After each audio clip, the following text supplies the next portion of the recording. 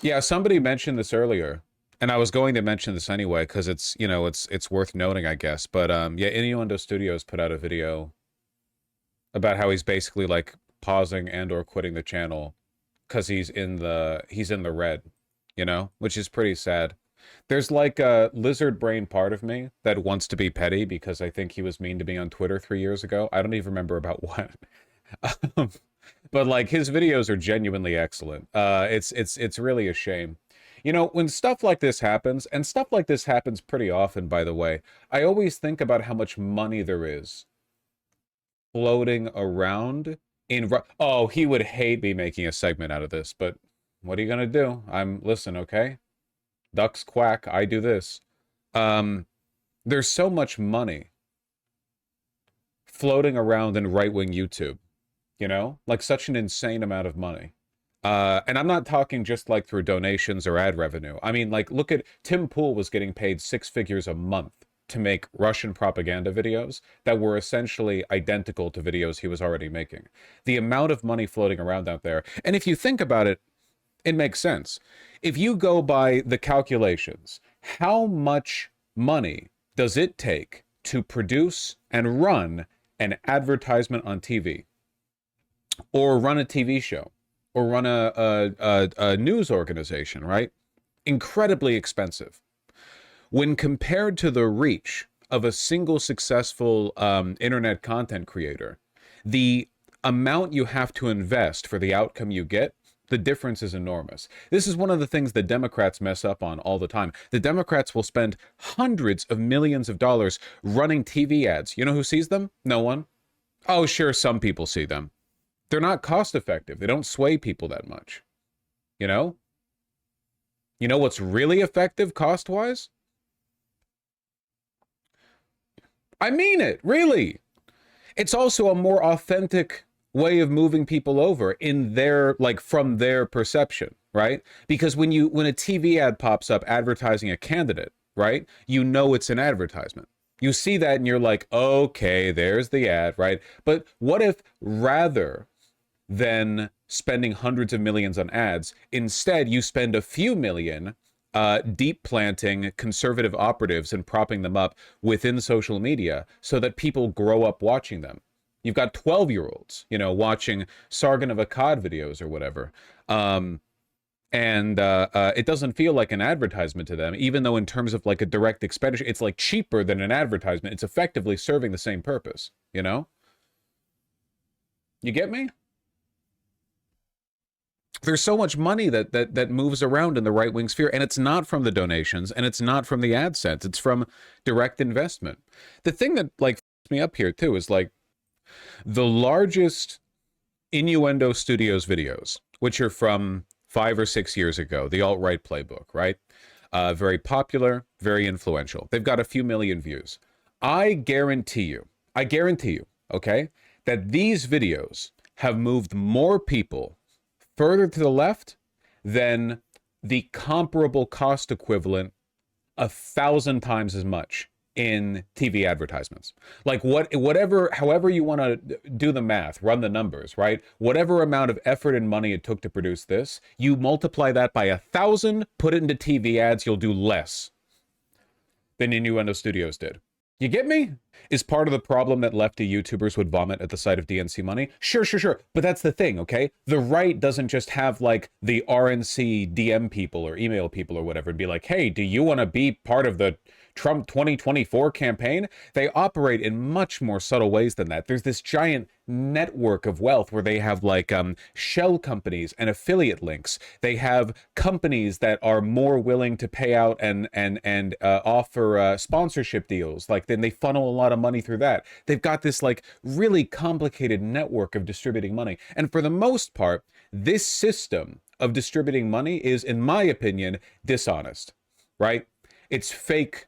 It's fake grassroots. It's astroturfing. You have a lot of corporate money and you use it to create a facsimile of something authentic. But there are authentic ways to do this, okay? It is not that difficult, and in my opinion, not inauthentic, to find ways to financially reward people like Innuendo Studios from a higher level than just Patreon subscriptions.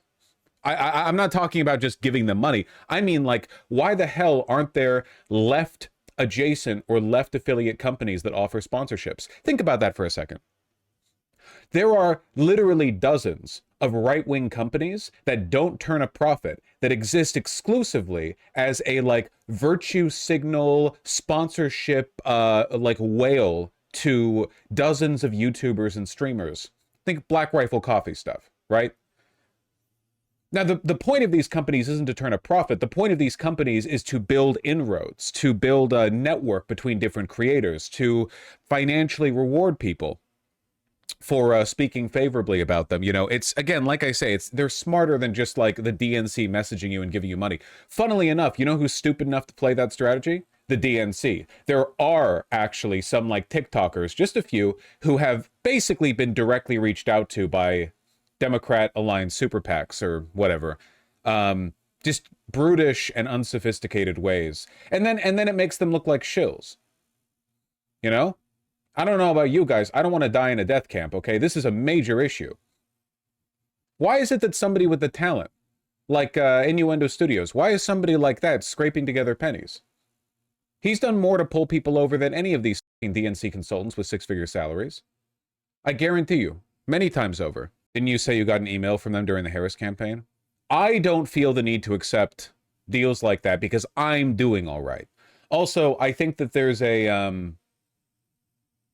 I think that there's a greater expectation from people on my end as well, because I'm pretty oppositional to the Democrats. I wouldn't expect them to offer me money really to begin with. I will say though, you know what? And I'll say this, by the way, like out front, if there was a company that produced a product that was good in quality and that the purpose of that company was they did sponsorships with left YouTubers or streamers for very large amounts. And basically the whole point was, how do you financially reward people who are on our side through an acceptable mechanism of outreach and engagement, you know? Yeah, I might take it. If the product was good, I wouldn't lie to you guys. The product would have to be good. You get me. Like gaming sponsorships? Yeah.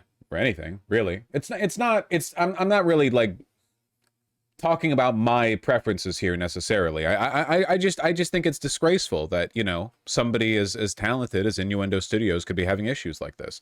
Now, in fairness, I don't think that the man's run his channel much as a business, but I don't think everyone should have to. I mean, I don't know. It seems like such a waste to... When the right-wing grift sphere is basically all like affirmative action for retards. I mean, you can be the most incompetent failson in the world and still like prop yourself up through that.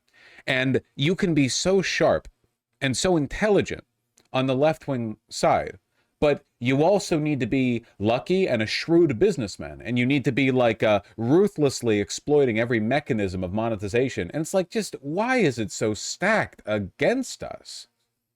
And when I say us, I mean us in like the lefty space. Obviously, I've done well. I've gotten very lucky. But I am absolutely the outlier. Right? I just like to be clear. There are lots of really talented people out there. The most untalented sons of bitches can get massive careers off of right-wing grifting, and you need so much on the left. Damn, 2.4 million views. Should he have to run his channel as a business to see a profit? I mean, it's being a YouTuber's difficult. It is difficult. It's difficult to make ends meet, especially if you're not getting that, I don't know, Black Rifle Coffee money.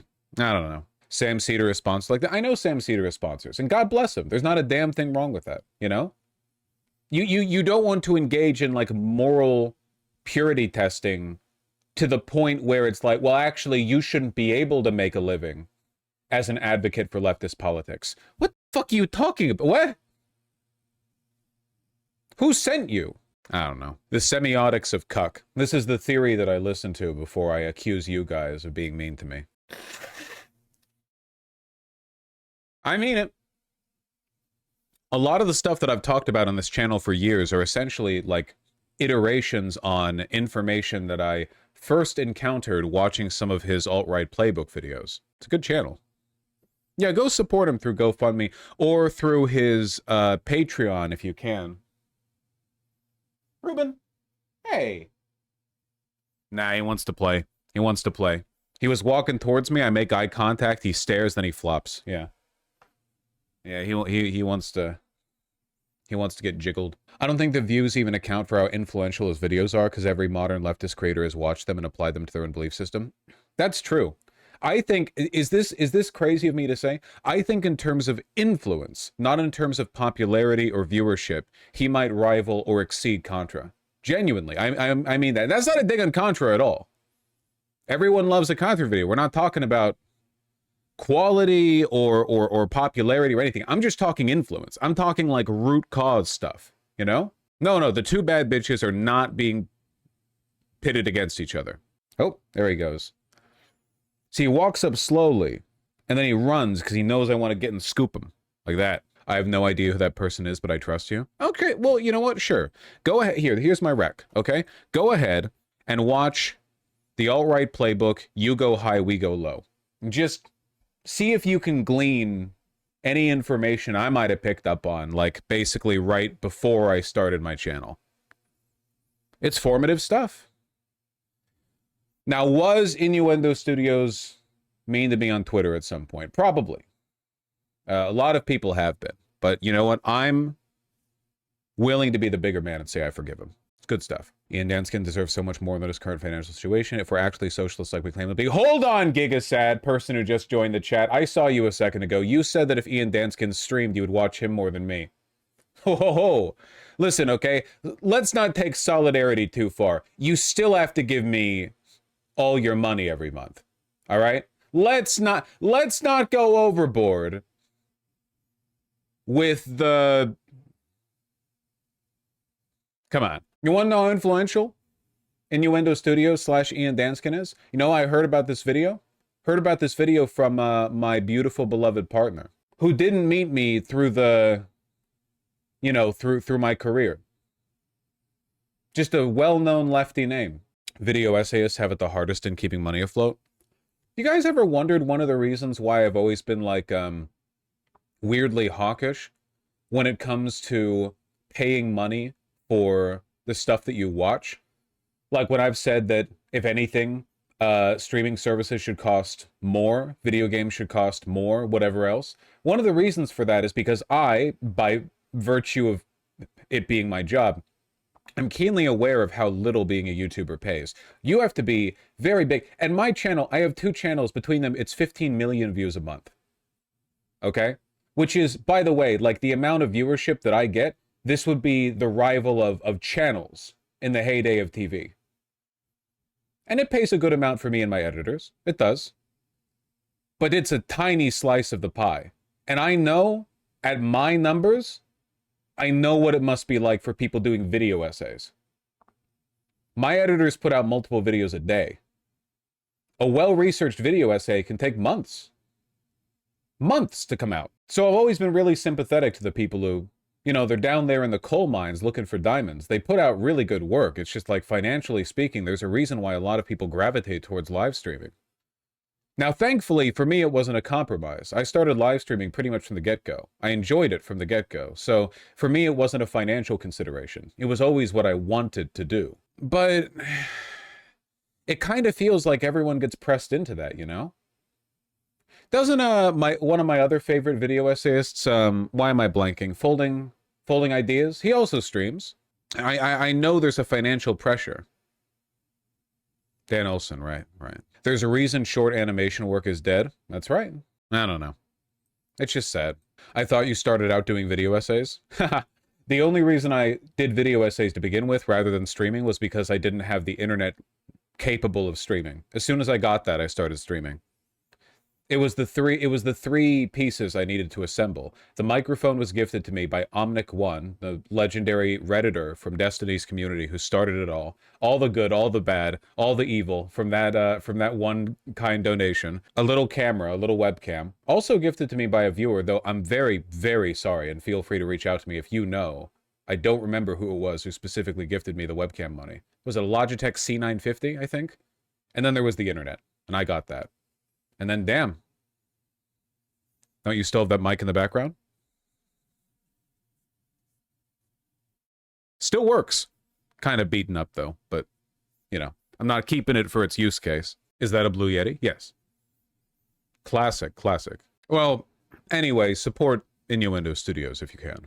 It was kind of a somber segment. I guess it is a segment.